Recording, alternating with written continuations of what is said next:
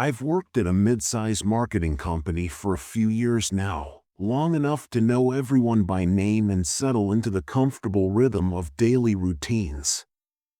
It's a simple office with cubicles, coffee makers, and the occasional awkward birthday celebration in the break room.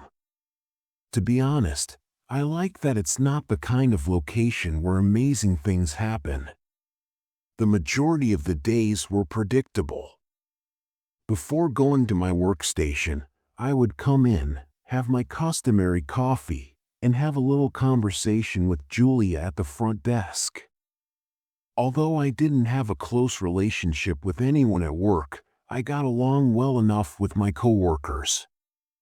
My job was simple, and the office atmosphere was professional but friendly. I didn't mind that there weren't many surprises, though occasionally someone would bring flowers.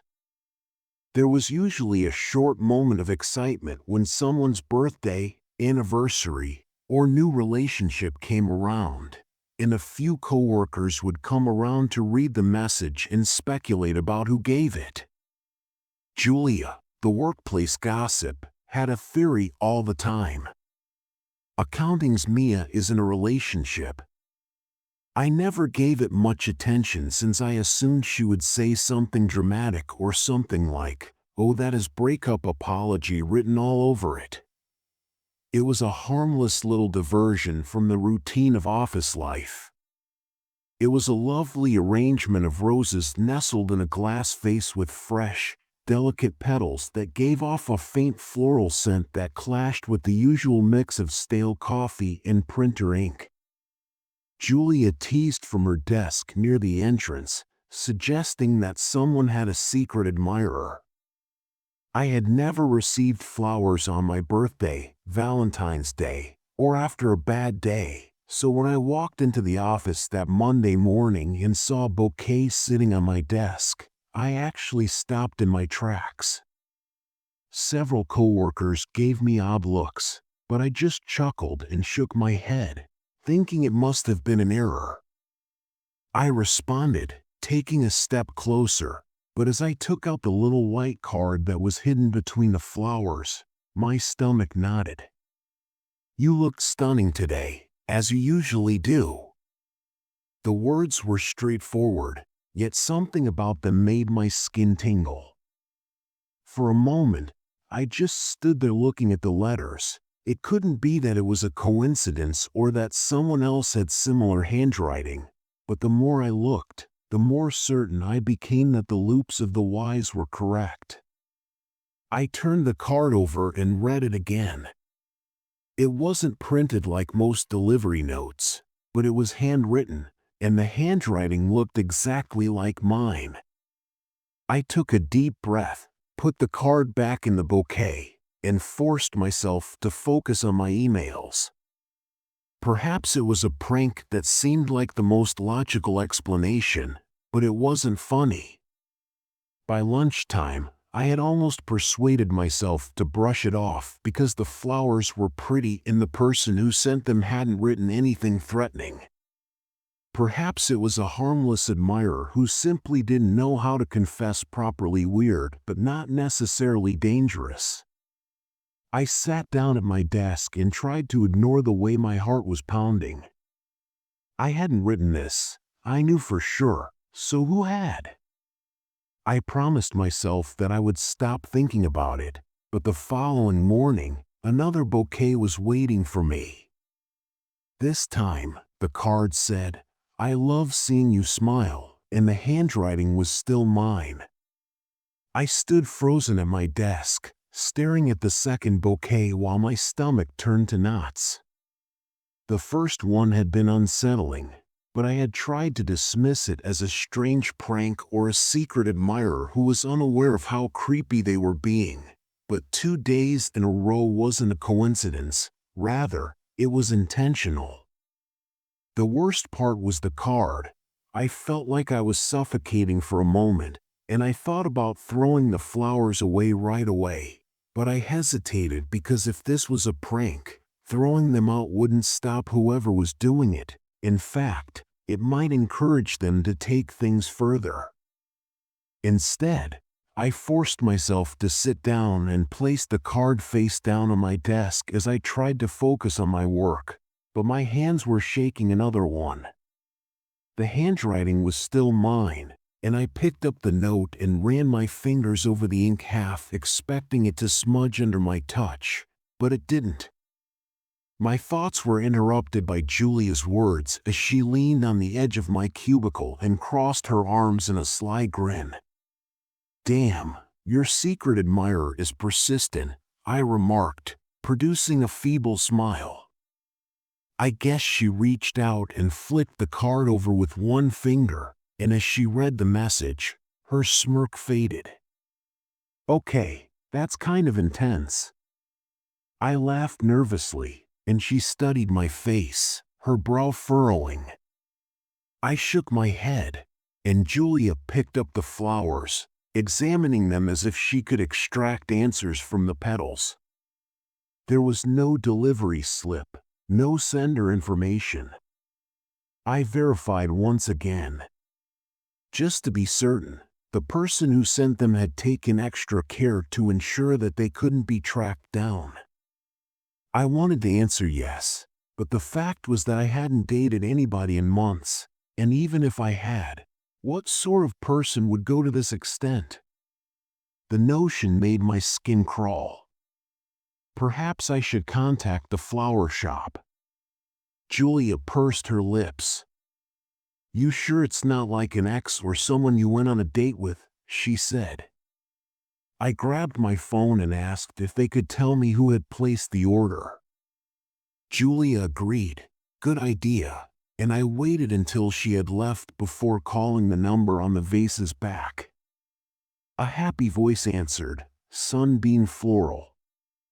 "How may I assist you?" I asked, maintaining a calm tone. "Do you have the order number?"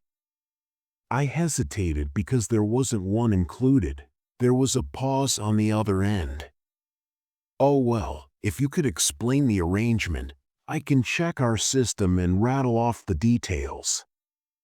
I received 2 flower deliveries at my office, but there was no information.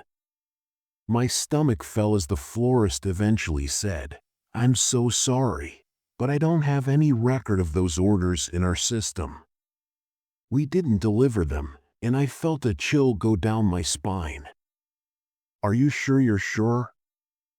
I can see every order we fulfilled this week and nothing matches what you described." I swallowed hard. "Okay, thanks for your help." I hung up and stared at the flowers, my mind racing. If the florist hadn't delivered them, then who did? Had someone come here and left them at my desk themselves? The office had security. You needed a key card to get in, which meant whoever was sending these flowers wasn't just some distant admirer. They had access to my office. They were already inside. I couldn't focus for the rest of the day. My eyes kept drifting back to the flowers, to the card with my own handwriting staring back at me. My thoughts raced in circles, trying to figure out who could have done this. If the flowers weren't from the florist, that meant someone had brought them inside themselves, someone who worked here or someone who had access. That thought made me feel sick. I spent the next few hours replaying the past few weeks in my mind, trying to remember if I had noticed anything strange. Had I ever caught someone watching me? Had I seen anyone near my desk when they shouldn't have been? Nothing stood out. By the time my shift ended, I had made up my mind. I needed to tell someone. This wasn't just a harmless admirer. This was someone watching me, someone messing with me, and I needed to find out who. I went straight to building security. The main desk was on the first floor near the elevators. A middle-aged guard named Dave was usually there, drinking coffee and half watching the cameras. When I said, "Hey, I need something," he looked up. I hesitated for a second, thinking that maybe I was overreacting, or maybe this was all a prank.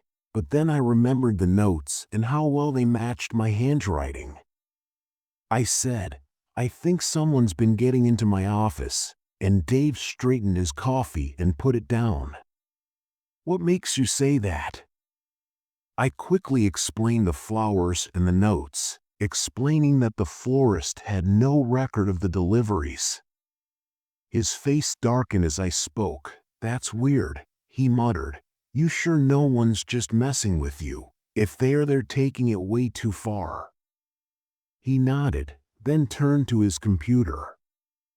As he displayed the security footage from that morning, I leaned over the desk. Although the cameras weren't in the actual office building, they did cover the front entrance, the elevators, and the corridors that went to the various departments. "All right," Dave rewinded the movie and said, "What time do you usually get in?" He wiped through the film and slowed it down at 8:30.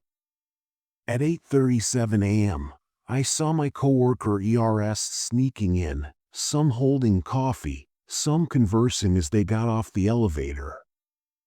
I observed it. A guy strode purposefully through the side entrance right past security, wearing a baseball hat pulled low over his face, a simple sweatshirt, black trousers, and no employment badge. He didn't even seem like he worked here.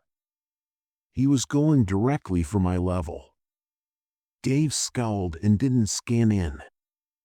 I questioned him in a tense voice, but I had no clue. "But he shouldn't be here," Dave whispered. We watched as the guy vanished down the corridor to my section and returned a little while later, but without the flowers.